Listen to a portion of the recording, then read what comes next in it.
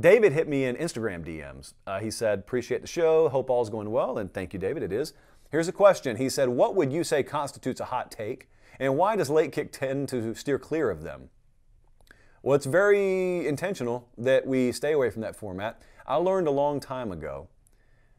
No one had to teach me this. I observed it myself. I learned a long time ago the best people, as I saw them, in sports media were not the hot takers. They were people who already thought so differently that when they just spoke their mind, by default, their opinions were unique.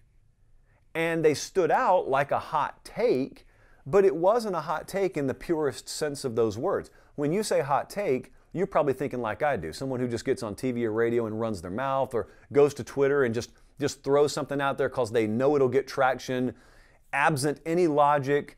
You're not really morally invested in what you said. You're just saying it because it's an ends to a means. And I don't believe in that for what should be obvious reasons. But also, if you understand how to think properly in life, forget about sports for a second, but it applies across the board.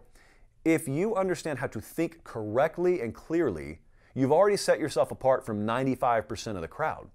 And therefore, if you understand how to think clearly and correctly, and then you speak from the heart, you don't have to be coming up with what you think is going to be controversial or you think is going to be an edgy set of opinions.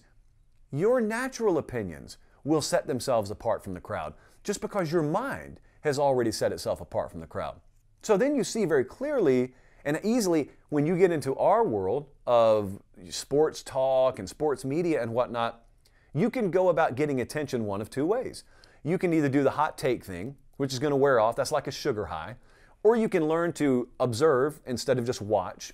It's a key part. If you want to make it in this business, if you want to be a professional in our business, I think one of the most underrated and key aspects is observational, watching and listening, as opposed to just passive watching and listening. Anyone can sit on a couch and watch a football game.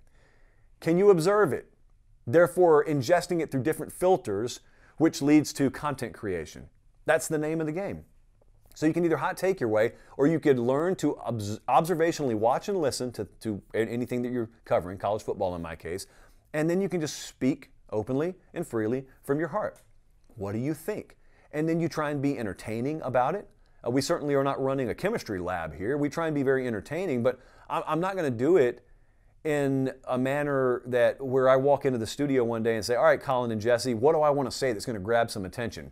Like when we format the show, I'll give you a little behind the scenes here. We never format our show. so it was a kind of a trick question there. We don't format our show. We have a loose idea of the topics we're going to hit and the order we're going to hit them in. But normally, especially when you get to our level, it's a national college football show. And we've got all this equipment and we work for a major media company. Normally, I mean, you would have a rundown in front of me.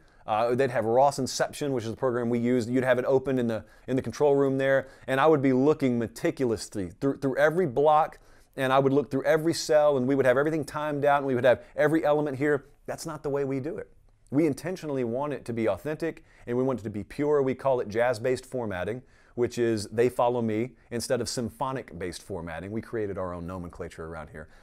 The symphonic-based formatting would be like a news program, where everything's laid out and every second's accounted for. We don't do it that way. But the reason we don't do it that way is because I don't like planning what we say. And so what we do is we get to the end of a show, and then we look at the show, and we look and say, what stood out? And then we go clip the videos, and you'll see anytime we do a Late Kick Live, you'll see on Twitter, Instagram, there'll be a few clips of videos.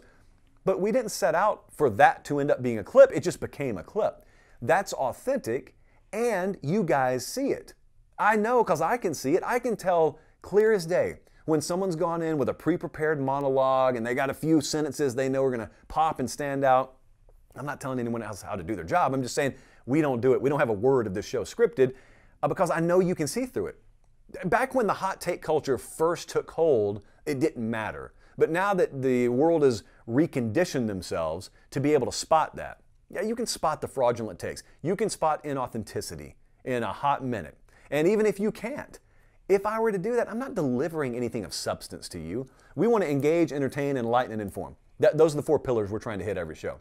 And if I'm doing that, I'm hitting maybe one of those. You may be entertained by it. You don't get anything else out of it. Like I said, it's cotton candy. It's a sugar high. It just doesn't nourish you at all. And that's what we want to do on the show. We want to nourish. We should have a nutrition label on these shows. But you don't get anything else out of that. So I'd be wasting your time if I did that. That's why we don't do that.